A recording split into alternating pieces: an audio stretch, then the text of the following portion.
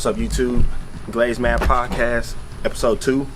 I was a surprise, man. So a couple days ago, birthday happened, and Valfit, as y'all know, my girlfriend, had a very, very crazy surprise for me. Like, I wasn't even expecting that shit at all.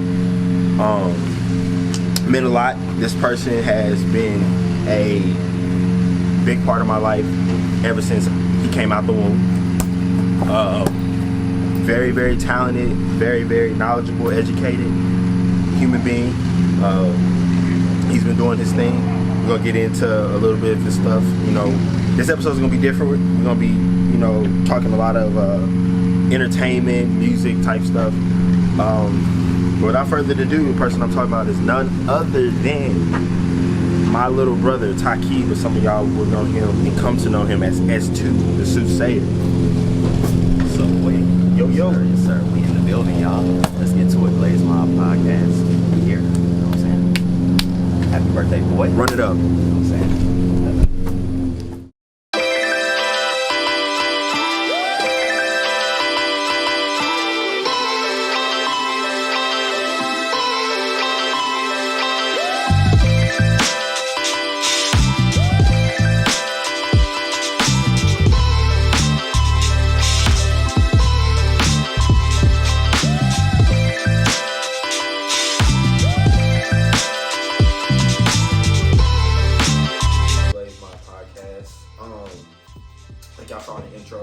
Got a special guest. Danny Sosa will be here, episode 3. We're gonna have another very, very, very special guest for y'all on that episode. Stay tuned. But let's go get into it. So like I told y'all, man, this person to the right of me has been a very influential person in my life for a little bit. Like I said, ever since, 1995, August 11th. Yes, sir. The creation. Yep. You know? So, like I said, y'all, I know him as Taki, my little brother, but y'all will soon know him as S2.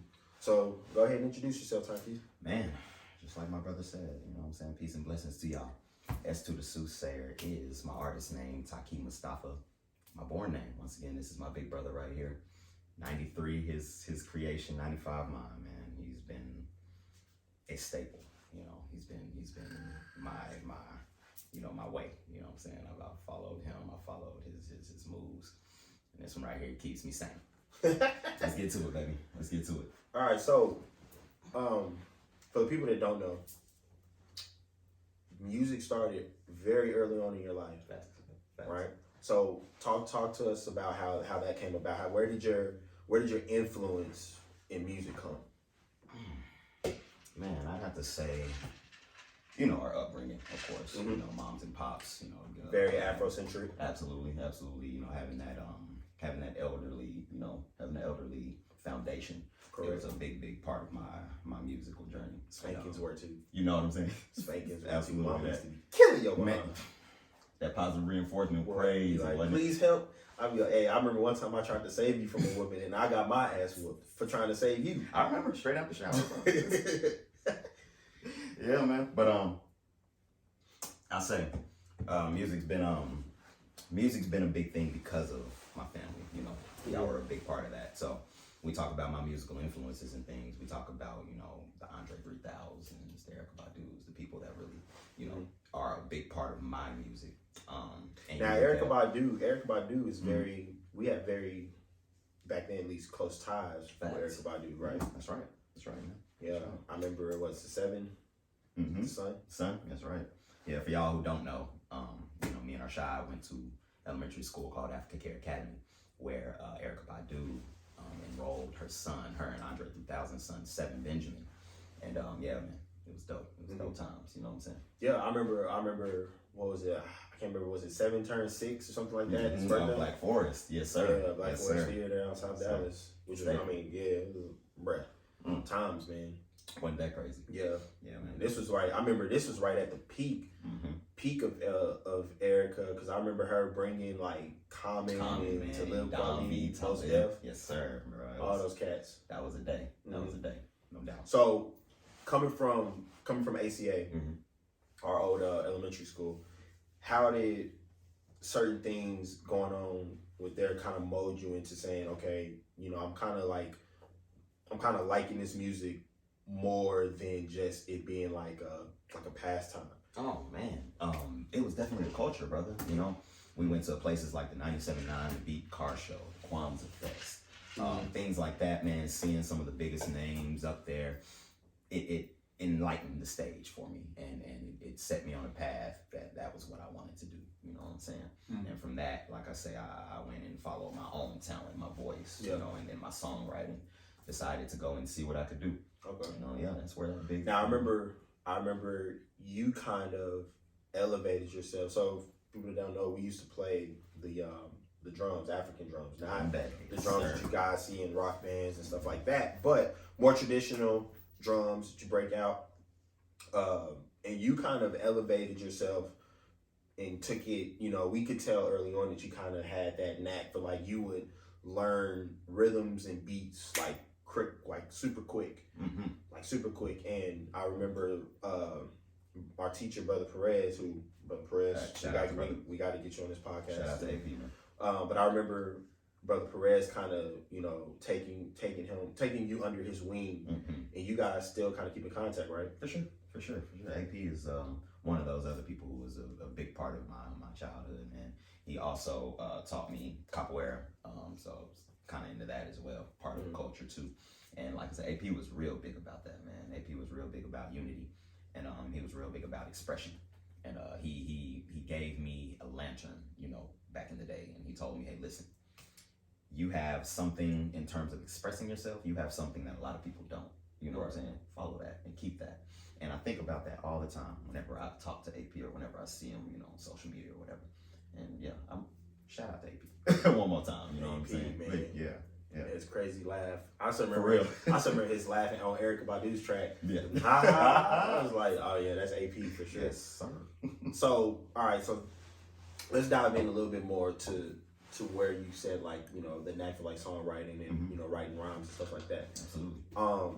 Now when we was growing up, you kind of had a couple tracks. I remember you going over to Jalen's, who Jalen was a neighbor who lived right next door to us. Solo, and he kind of had solo, and he kind of had kind of the same type of, you know, knack that you had early on. No doubt. So how did that come about with you and him linking up, and you know, him and, you know, inviting you over, you invite him over, kind of that back and forth tandem? Like, how did that come about? Man, to have somebody that close proximity to you, you know, right next door, dabbling into the same arts and the same niches that you are, it's everything, man. And Solo had the mind to where he could always expand on whatever I was trying to do. We were a part of a group called NRG, the Nappy Rebel Gang. Oh yeah, come up on it, my bad, y'all. So yeah, we were part of a group called the Nappy Rebel Gang, and that was curated by Solo back in the day. It was just You said the Nappy Rebel Gang? NRG, yes sir. And it was just a few creatives that were around the Dallas area, mainly people that he knew from high school and just his communities. But man, we formed a group, and that was going for a little bit, and that was, I'd say, the first time I saw like a musical group that close interact and start moving things. And it gave me a blueprint of how I kind of wanted to do, and end up, you know, finally ending up with my own label. Yeah, I remember I had to, it was random too, because I don't know if I was working where I'm working at right now. I can't remember, but I remember randomly you had hit me up and was like, brother, what you doing? And I was like, nothing, I'm off today, or something like that. And then he was like, yeah, you know, me and Jalen hit me up and wanted me to perform at Trees. And I was like, wait, what? And I'm just now knowing this? Like, why are you not telling me this, like, way back there? Like, I'm just not noticing it, knowing that you about to perform at Trees in Deep Ellum? That was a good performance, too. Now, Deep Ellum has became a war zone, so this is way before Deep Ellum was a Call of Duty map. Right, so that was a while back, y'all. Yeah, but I was like, what? You performing at Trees? And, you know, we'll drop that clip in here and let y'all see a little S2, the making of S2. Oh, yeah. Organic, you know, the finest, the richest, no, you can be I will go win. Minute got to see the kid I used to be, and I'm bombed up. Guys understand it, Solo been with me since birthday. At the moment, he played it off in my brain, and one day he's worth. We're together, playing this thing, playing it to the summit. I'm no babe, just watch this nigga Solo build a lead. In passing. And performing, you know, in Colorado. Right. So I'm glad you brought up Louisiana. So, straight, you know, coming from ACA, obviously, you know, collegiate high school, Cedarville, and then you end up going down to Louisiana. So what was the difference in the music scene that you had been involved with up here versus the music scene that you had got involved with in other ventures? Because I know you did some other ventures that you'll talk about. But what was the difference, kind of the music ventures up in Dallas versus the music ventures down in Louisiana? I'd say it's really the same. It's all about the culture. The culture in Louisiana is very different when it comes to music, and I say that to say it's aggressive. Dallas Aggressive, like how? Like how you yeah. So Dallas's music scene, if you are a follower, say, of Dallas's music scene, it's not as aggressive to the point of marketing. It's not as aggressive to the point of trying to get it out there. That's why you don't see a lot of Dallas artists out there. In terms of Louisiana, Atlanta, people from, you know, other sides of the South, it's a bit more aggressive. It's not as pushed, but it's a bit more aggressive to the point where they have their own style. Do you think, because I know a lot of people in Dallas that, you know, tried to make it music and this and that, tried to make it in other things. Do you think, unlike Houston and Atlanta and LA, New York, all these, Miami, all these places, do you think Dallas has a problem, like, getting on the back of somebody that could potentially make it out the city? Like, do you think Dallas has a problem? Because it's hard. I mean, a lot of people say, like, Dallas doesn't really have a lot of people that are mainstream that are repping Dallas. And then if they do, they don't come back. Well, not even they don't come back. They don't. I ain't gonna say they ain't gonna last. But it's not like you have like the people from Houston that you have these big time mainstream artists. You know, Dallas. You know, you can go back to some people that, you know, DeRoe, and then people like Yella Beezy. Now, you know, Erykah Badu obviously is the GOAT coming from Dallas, right? She is by far the GOAT. At least in, you know, now you have people like Selena Gomez and those your Post Malones and stuff like that. Yeah. But as far as like for the culture and stuff like that, Erykah Badu is by far that person. But you like to say, it just in rap, period, you know, it's very far in between where you have people from Houston, Atlanta, like it seems like New York popping up like this and that. Why do you think that is? And that's why I say you went to Louisiana, and Louisiana, you know, has their, you know, the NBA Young Boys and the Quando Rondos and stuff like that. Kevin Gates, all of those guys. So why do you think, you know, being down in Louisiana for the bit that you was and coming from Dallas, why do you think that is? Definitely, like you said, man, it's a lot about the people here in Dallas. I don't think it's that they don't back their artists, but I think there's a slight jealousy factor when it gets to a threshold. Like, they'll push their artists until they get to a threshold. Then whatever they were giving that artist, they'll start to come back on it a little bit, and they'll call it him floating on his own, or them trying to see what he can do on his own. But if you look at the patterns of it all, if you look at the patterns of Dallas artists and things in all across the genres of music, you see that from their A&Rs, you see that from their record executives and things, you see that from their managers, you see a lot of the pulling back of efforts and support. You know what I'm saying? From radio as well. Pulling back efforts, man. Because I know, like, you know, pop-up shops and this and that, and it's like, man, you trying to do something positive, whatever, and it feels like, you know, it's a struggle to just get any type of, like, notice. Absolutely, bro. Absolutely. And like you said, pop-up shops, people go to places like that. And I mentioned the 97.9 The Beat car show. People look at those types of opportunities, and they're so far and few, and it's crazy because those platforms have changed artists' lives. You know what I'm saying? But it's so far and few to get on those platforms. Yeah, because I remember Kwanzaa Fest was getting pushed like crazy, you know, 10, 12 years ago when we were kids. Now it's... You don't hear about it much, right? I'm about to say, they don't even have the Kwanzaa Fest? I've heard I know they still got the car show, the 97.9, but it's not nearly what it was, you know, back then. No, definitely not, bro.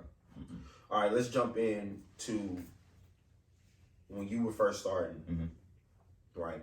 And for people who don't know, you know, Tyke is 27 years old, so he's been in this. You know, I know he doesn't look like it, but he's very mature, and he's been around for quite some time now, at least. I mean, if you think about it, he's almost 28. If you say 18, that's 10 years.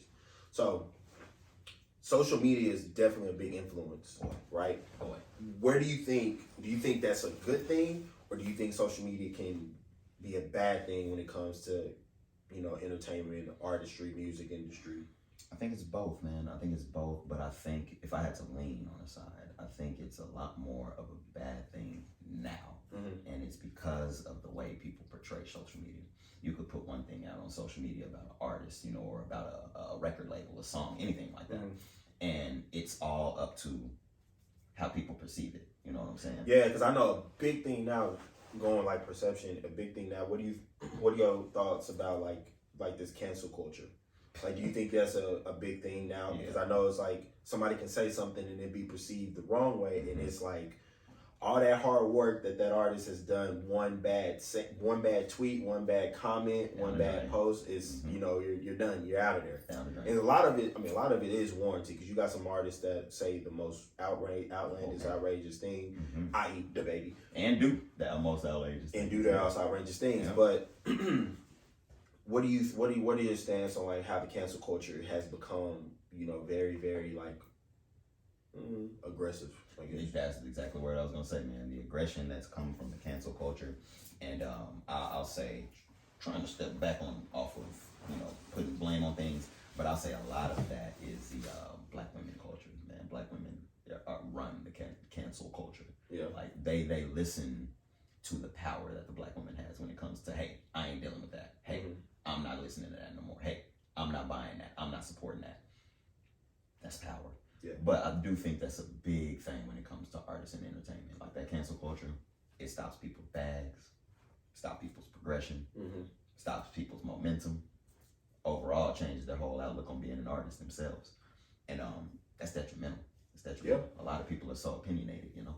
Yeah, and I think that's, like you said, with the platform that you give, it's like, you know, going viral and stuff like that. To your point, you got a lot of, you know, artists who, you know, have one popping song that should go viral on TikTok, and it's record labels calling because it's like, hey, we can capitalize off this one song. Let's shoot a video. Let's push it out there because it's getting, you know, hundreds of thousands, millions of views doing the TikTok challenge. Let's hurry up and get this artist so we can get all that money that he's going to get monetizing that TikTok. It's like, hey, we need some of that because now we're pushing you out. Let's get an album. Let's see if he has some more of these hits or whatever. Oh, for sure. Bro. So it can definitely help, but also it can hurt because that is one lyric in that song that can hurt. Because you remember back in the day that it was Bill Cosby, when Bill Cosby first was going through that. And Rick, what did Rick Ross said? Some type of line. Oh, absolutely. Put Molly all in her champagne and shit. Yes. Well, no, it was you know what? It was the You Ain't Even Know It. Yeah. And it was like Molly all in her champagne. She didn't even know it. I took home and I enjoyed that. Yeah. And they, I mean, you know what? Shout out to Ross. You know what I'm saying? I love Ross, but hey. We know, but that's that lyric that's right. Like, whoa. He put Molly in her champagne. She didn't know it. Took her home and enjoyed that. Like, yep, that's right. See them, they get outlandish sometimes. That lyric is kind of hard to mistake that one. You can't. If it was Ross, you can't go back on that one. You know what I'm saying? But there's some lyrics that are a bit more controversial, and you really have to interpret a little bit more. Right. And that's where that cancel culture comes in, man, because people interpret things totally wrong, man. So jumping ship. How is it now? You are a resident now in Colorado, right outside of Denver. Right. Me and my girl, her big head behind me. We've been trying to get to Denver for a minute. You're definitely gonna have to come. Like y'all saw, like I was not expecting this boy to be here, so we had to get him before he left. Had to make that flight. Had to make it. So, we've been trying to get there. What's Denver been like? One, personally, what's Denver been like? And then what's Denver been like more of like leisurely, you know, music wise, what you're doing out there. So first give me what's been like personally. So as personally, coming from a place like Dallas, you know what I'm saying, going into Denver, it's very different. The personalities there. Okay. The temperaments there are different. Everybody's like laid back, like San Diego vibes, or they're laid back, but they're a lot more to themselves, in my opinion. They're laid back, so if you do go and like mind your business themselves. Yeah, you know, they're a lot more. They're a lot less Southern hospitality. You know what I'm saying? They're a lot less. Hey, how you doing? They're a lot more reserved. But if you go and interact with them, they're laid back. Yeah, exactly. They're really cool. Leisurely wise, Colorado has a lot of dope stuff. If you like nature, of course, if you like getting out. You know, get none of that sun. If you like going around water, things like that. If you like different weather, Colorado's nice. So what's been the music? What's been like the music scene? Since you've been there. Colorado is very different for what I'm used to, just because from the South, it's very heavily African American. You know, the music scene is very heavily African American. Up there, you get a lot of EDM, a lot of house, A lot of techno. Trap stuff. Yeah, you know, trap. Exactly. There's hip hop up there. You just have to find it. So, but when you do find it, is it like embraceful? Oh, for sure. Okay. Like I said, one person would look at that like, this ain't where I need to be. The other person would look at that like a trailblazer. Like, this is where I need to start things. So, the way I'm looking at it, whenever I start diving into the music scene out there, that's how I'm gonna look at it. Like, I'm gonna start things, you know. I'm gonna bring a little bit of that Southern hospitality out there. Okay. That's my plan. Yeah, I like I said, I remember when you first made that move out there. One of the big things was like, how's it gonna impact your music career? And you know, that was my, you know, we had that talk about that and everything. I know Mom was shedding tears. She was worried. Mama, calm down. You know how moms get though, you know. Especially ours, you know what I'm saying? I know, and then Pops just, you know. Yeah. All right. But supportive parents, man, like shout out to our people. Yeah. I mean, it's like, I tell my girl all the time, like, it's blessings to come from a 2-parent household. Oh, you know, no doubt. Definitely, especially strong 2-parent support. household. Yeah, absolutely. Because you can have a 2-parent household while one's in, one's out. A dysfunctional 2-parent household. Like exactly. That. So it's good to have, you know, people behind you that supporting what you're doing. Oh, no doubt. So no doubt. Family is everything, y'all. Exactly. If y'all have a good family, stick with them. You know what I'm saying? So what's next for? Well, first of all, before we wrap up, how did you come about the name S2 the Soothsayer? So S2 the Soothsayer, man, let me give love real quick to my boys out in Louisiana, BGBB. Shout out to Dre, man. All of you guys, man. Shout out to Dylan. I love y'all. And that name came from them. Dre actually hooked me up with S2. S2 is actually, I am technically the second version of my brother Smooth. S2 actually stands for Smooth too. Okay. They saw me as his protege down there because I was almost exactly like him in temperament, in maturity, you know, in keen sense. So they called me S2. Yeah. But they also said S2 was a double entendre because I was the technical. You know what I'm saying? I was the technical one of I'll call it my line of the rookies in BGBB. I was the one who was always trying to like do things from camera-wise, music-wise, electronic stuff like that. So they always thought that the name fit. And then the third moniker is that if you notice S2, when you draw it, it's my tag now. It makes a heart. So, oh, shoot. Yeah. Now I'm thinking about that. Holy hell. So S2 is a few, you know, S2 means a lot. The Soothsayer, if anybody knows what a Soothsayer is like a shaman, a fortune teller. In a way. So they bring good fortune rather than bad fortune or all fortune. So that's where the Soothsayer came in. You know, a lot of my music radiates positivity and peace. And I want that to come off in a consolidated artist name. S2 the Soothsayer was born. S2 the Soothsayer. So what's next for you, little bro? Man, yes sir. Glad we got into that. So October, I'm looking at mid-October. The way it's looking, I'm gonna I have a few more things to do in the studio, but I have 2 tapes dropping. I'll be both in October. One's gonna be Apple Music. So I have my first actual official studio album, which is gonna be all platforms and things. Okay. And then I'll have another tape, which will probably be on SoundCloud. It's gonna be called Sinister Lil Vibe. It's gonna be a Halloween tape. It's probably gonna be a 4-piece EP. So the first one's gonna be soon. I'm almost through with it too. Yeah, so I got a little bit more to do. Almost there. First one's gonna be about a 9 or 10 piece, my actual album, and then like I said, I'm gonna have that 4-piece side track for y'all, man. It's something that I'll vibe out to. All right. Yes, sir. Well, like I said, y'all, it was a blessing for Lil Bro to be here. Before we let you go, Taki, go ahead and give us a little couple bars that we can expect, or if you want to do a little sing or whatever you want to do, go ahead and lay it down real quick. Absolutely. Make sure the mic is good with you. Yeah, let me make sure.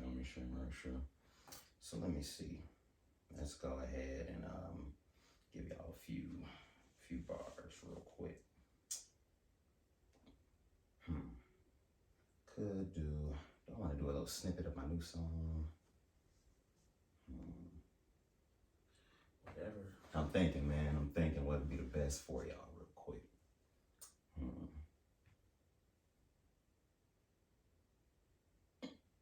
Because I know you got a lot in the bag. Yeah, for sure. I'm trying to think because I don't want to do any of my things off my new album. Do the those are world. things that's straight off. Do the mind game. Mind game? Oh, absolutely. So and we're gonna drop that track for y'all. This mind game.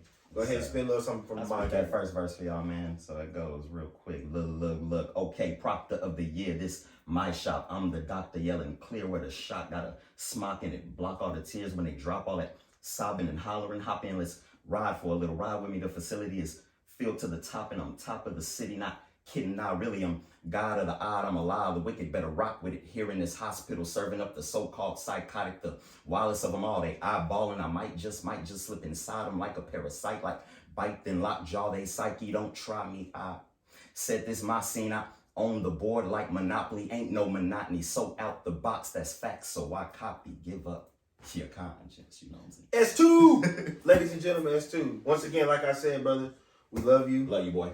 Happy All birthday. the blessings for you. Absolutely. Everything. Absolutely, man. GLAZEMOB. That's a wrap. GLAZEMOB Media, GLAZEMOB crew. We love y'all. Check in for the new episode. That's to the Soothsayer checking out, baby.